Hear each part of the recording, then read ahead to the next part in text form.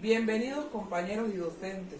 Es para mí un gusto presentar nuestra exposición de la obra Das Kapital de Karl Marx, en español Carlos Marx. Karl Marx es un filósofo, economista, sociólogo, periodista y militante comunista alemán de origen judío. Marx cambió el mundo sin una espada en la mano. Lo cambió con una pluma, sentado, leyendo, pensando y escribiendo. Hoy vamos a exponer su obra, ya lo había mencionado, Das Kapital. Empecemos.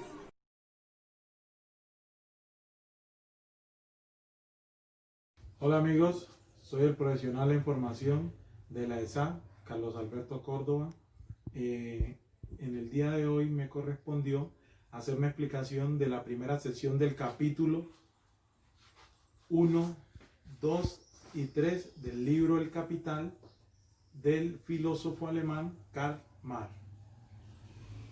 El primer capítulo nos habla de la mercancía. La mercancía, según el autor, es todo aquello que se puede producir y que tiene dos valores. Uno, el valor de uso, que es el valor que le damos a cierta mercancía cuando la utilizamos.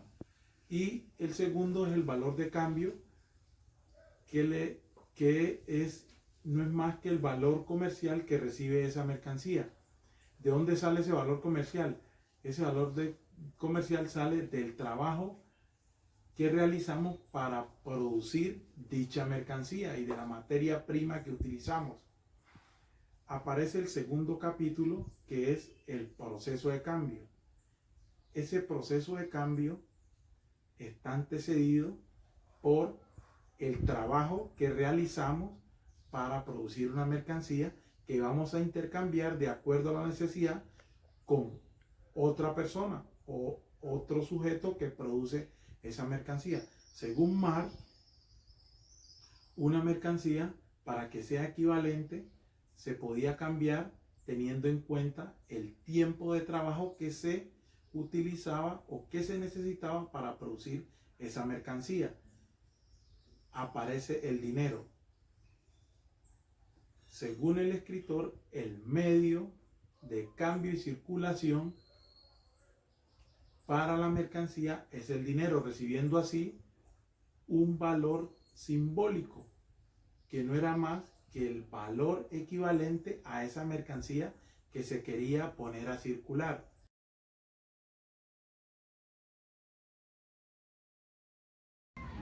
Muy buenas tardes, mi nombre es Yair Diomedes Cuesta Córdoba y hoy les vengo a hablar del libro El Capital. ¿Cómo se convierte el dinero en capital? Según Karl Marx, el dinero se convierte en capital cuando la circulación del mismo se da en proceso de comprar para vender, poniendo en práctica el principio del marxista: dinero, mercancía, dinero. Dinero que se convierte en mercancía para más tarde convertirse en dinero nuevamente, obviamente obteniendo más dinero del invertido. Por ejemplo, aquí le tenemos esta imagen donde un inversionista inició con este dinero, lo convirtió en mercancía y obtuvo mucho más dinero del invertido. Proceso de trabajo y proceso de valorización. Según Marx, el proceso de trabajo es la actividad orientada a la producción de mercancía, y el proceso de valorización es la cantidad de trabajo empleado para la fabricación de mercancía. Tenemos el capital constante y el capital variable. Según Marx, el capital variable es el trabajo humano y se refiere al esfuerzo de trabajo para aumentar la producción y por ende el capital. El capital constante es la materia prima. En la materia prima tenemos lo que es la maquinaria y se refiere al dinero invertido para producir ganancias. Por ejemplo, tenemos esta imagen donde tenemos al señor inversionista, tenemos el capital fijo, que es el mismo constante, tenemos el costo de la maquinaria y su mantenimiento. Acá tenemos lo que es el capital variable, donde está el asalariado y el costo de la mano de obra. Y tenemos la plusvalía, que es el aumento, digámoslo así, de la masa, el dinero que aumenta durante ese proceso de trabajo.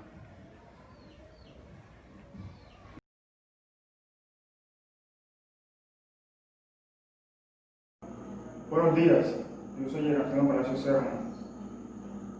Les voy a dar un concepto de 3 capítulos fundamentales del libro El Capital, del filósofo Carlos Marx. En capítulo 7, la cuota plusvalía. Esta hace referencia al valor que se le da al trabajo de un obrero capitalista. La mesa de plusvalía. Esta determina el aumento del valor de un objeto o cosa.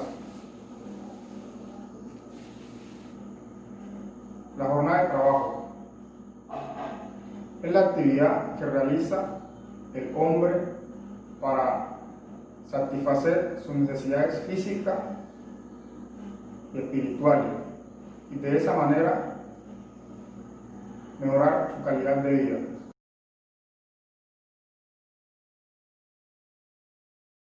Concepto de la plusvalía. La ganancia de los capitalistas está fundada en la apropiación sin pago de una parte del trabajo que realizan los obreros.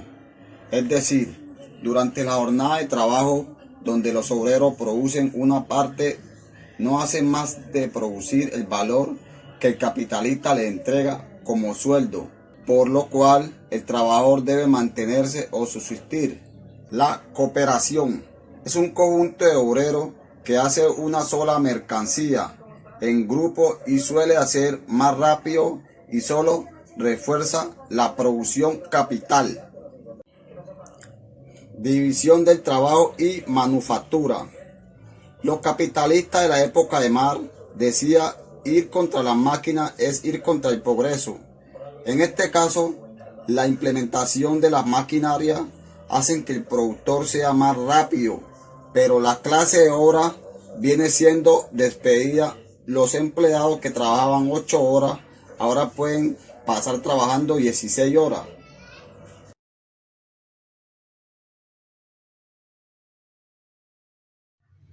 El capitalismo usa las máquinas porque ve que con las máquinas puede producir mucho más rápido. Y además, una de las máquinas aproximadamente tiene la fuerza de 100 hombres.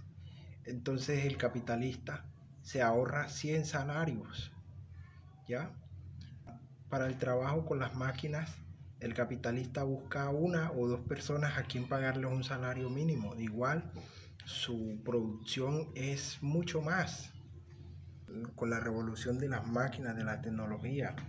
Más sin embargo, él le paga a los trabajadores por toda esa producción, pero por toda esa producción les paga un salario mínimo, a lo que llamamos hoy plusvalía.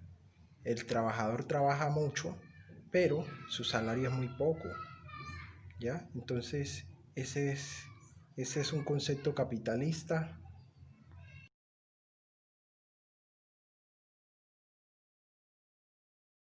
En el capítulo 17 vemos cómo el valor o precio de la fuerza de trabajo se convierte en salario. Lo único que produce valor es la fuerza de trabajo y el obrero se ve obligado a vender su fuerza de trabajo porque no tiene otros medios para subsistir. De esa forma, el capitalista convierte la fuerza de trabajo del obrero en un salario mínimo. En el capítulo 18, el salario por tiempo. El salario por tiempo, vemos que cuando la jornada laboral era más larga, el salario era menos. Y cuando la jornada era más reducida, el salario era más. Marx lo demuestra con estadística en su tiempo. Cualquier herramienta utilizada para sacar menos salario a los obreros. El capitalista la utilizaba también, se veía en el tiempo de Marx, que un capitalista contrataba a un obrero y éste se encargaba de explotar a sus propios compañeros.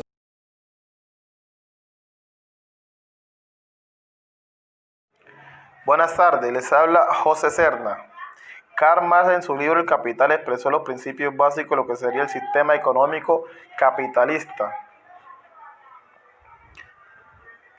En los capítulos 19, 20 y 21, el salario por piezas, diversidad nacional de los salarios y reproducción simple respectivamente, este expresó sus ideas sobre el salario, de los cuales podemos incluir que el salario por piezas, el salario en principio era por el tiempo de trabajo empleado en su producción.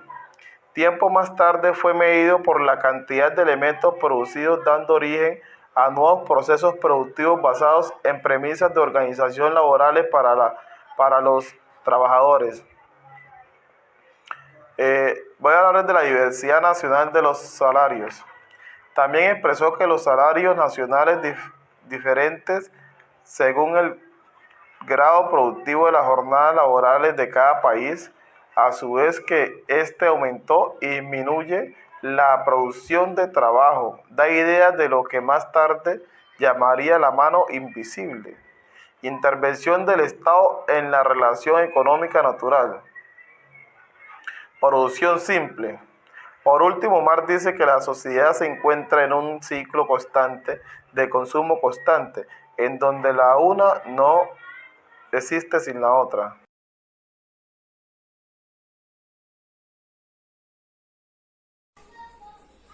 Buenas tardes, compañeros. Continuemos hablando del libro de Karl Marx, Das Kapital. En este caso hablaremos del capítulo 22, conversión de la plusvalía en capital. Cuando los beneficios obtenidos de una empresa capitalista se vuelven a convertir en capital para invertirlos en nuevas empresas. En capítulos anteriores investigamos cómo brota la plusvalía del capital. Ahora investigamos cómo nace el capital de la plusvalía. A esto le llamamos acumulación del capital. Marx habla de que el contrato del capitalista y el obrero es libre. Y esto es algo para mí ficticio o imaginario, ya que realmente no es un intercambio de mercancía por fuerza de trabajo libremente y a un precio equivalente, sino que en este caso el obrero vende por debajo de su valor que realmente produce su fuerza de trabajo. La propiedad capitalista desde dos perspectivas.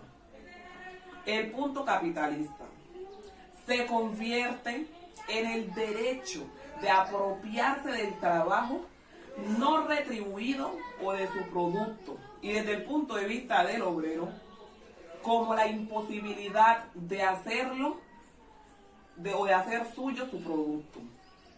Es decir, desde el capitalismo, la propiedad privada siempre va a pertenecer al capitalista. Siempre va a pertenecer a él. Y en cambio, desde el punto de vista del obrero, o en el caso del obrero, por más que trabaje el obrero no va a tener una acumulación de capital o una propiedad privada propia. Vemos que la riqueza social se convierte en proporciones cada vez mayores por un grupo de personas que tienen los medios para apropiarse del trabajo no retribuido de otros. Porque la transformación del dinero a capital exige tres cosas. Una, que los productos pertenezcan al capitalista y no al obrero. Dos, que el valor de ese producto que tiene una plusvalía, es decir, un aumento que no ha costado nada al capitalista, sea de él. Y 3, que el obrero sobreviva y se reproduzca, es decir, que gane lo suficiente para no morirse de hambre y poder criar sus hijos para... Continuaremos hablando del capítulo 23, la Ley General de la Acumulación Capitalista. Marx plantea para este capítulo 3 fases o 3 formas. La primera, aumento de demanda en el trabajo gracias al sistema capitalista. Es decir, que los capitalistas, al ellos tener más capital e invertir en nuevas empresas, aumenta la fuerza de trabajo o la demanda de trabajo. 2. A medida de que aumenta la tecnología y la productividad, se produce un descenso de fuerza de trabajo. Es decir, que cuando aumenten la maquinaria tecnológica que hagan el trabajo más rápido, la clase obrera se va quedando sin empleo o sin trabajo. Y la 3, se acaba con la producción progresiva o el ejército industrial de reserva, es decir, que la clase obrera queda totalmente desempleada, o lo llamamos también una producción de desempleo. El objetivo de esta postura nunca será las necesidades de los obreros, sino las necesidades del capitalista, que es generar plusvalía. Una de las ideas clásicas de Marx es que los beneficios de una empresa acaban siempre invirtiéndose en nuevas empresas que generan también más empleo.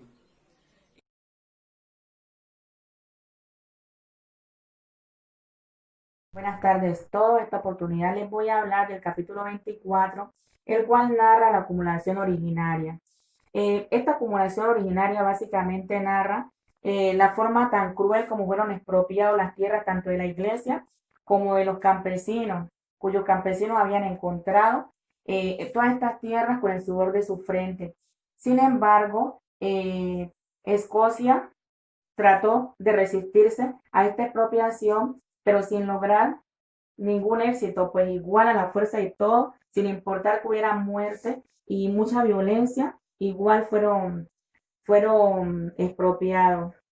Esta historia del capítulo narra una época cruel donde la pobreza reinó en una cantidad muy extrema. También nos narra cómo hubo tanta cantidad de personas desempleadas, lo cual los obligó a desplazarse hacia la ciudad con un seguro incierto. Este capítulo también nos narra que en 1660 y en 1668 aparecen los grandes terratenientes, pues ellos fueron el producto del enriquecimiento de estas expropiaciones. En la medida que a estas personas les toca irse a la ciudad de forma obligada, pues la ciudad también se ve un poco afectada, teniendo en cuenta que la capacidad industrial no tenía cómo albergar a tantas personas. El capítulo 25 nos habla de la colonización. En la colonización aparece la propiedad privada y el trabajo de las personas. Aquí también se contempla que para que exista un capitalista también tendría que existir primero un asalariado capaz de vender su fuerza de trabajo. Al mismo tiempo nos dice que el dinero o el capital no es una cosa, sino una relación social entre una cosa mediada por otra cosa. Penn nos relata que Walter Friel fue un encargado de llevar 3.000 personas hacia Inglaterra. Sin embargo, este personal estaba dividido entre niños, adultos, de todas las clases. Sin embargo, cuando llegó a Swan, no fue capaz de conseguir quien le pudiera hacer un favor de ninguna especie, teniendo en cuenta que se le olvidó lo más importante, que fue llevar un medio de producción. Friel dice que si el dinero estuviera repartido en el mundo de partes iguales, nadie se preocuparía por acumular más dinero del que pudiera amparar en sus brazos. Bueno, y aquí terminamos este libro y entramos a sintetizar. Tenemos que dicha mercancía adquiere su valor teniendo en cuenta el tiempo que nos demoremos para producirla. Siempre va a existir un capitalista que es quien aporta el dinero y un asalariado que es aquel que aporta la mano de obra. Nos quedan conceptos en cuanto a la mercancía, como la mercancía para uso y la mercancía para cambio. Uso es cuando decido tener esa mercancía y satisfacer con ella una necesidad. Ya vuelve de cambio cuando por ella adquiero una ganancia como tal, que igual es una forma de explotación del hombre por el hombre. Marx plantea que mientras que se fortalece el capital, se gasta la fuerza obrera. Sin embargo, se plantea que esta fuerza debería ser utilizada como un medio suficiente para satisfacer todas las necesidades, lo que llama plusvalía, que básicamente es un plus de ganancia sobrante, el cual se encarga día a día de enriquecer más a ese capitalista, pues en las horas obreros se gasta en una producción, se gana muchísimo más dinero que lo que él devenga. Para que exista mayor claridad, quedémonos observando el siguiente video.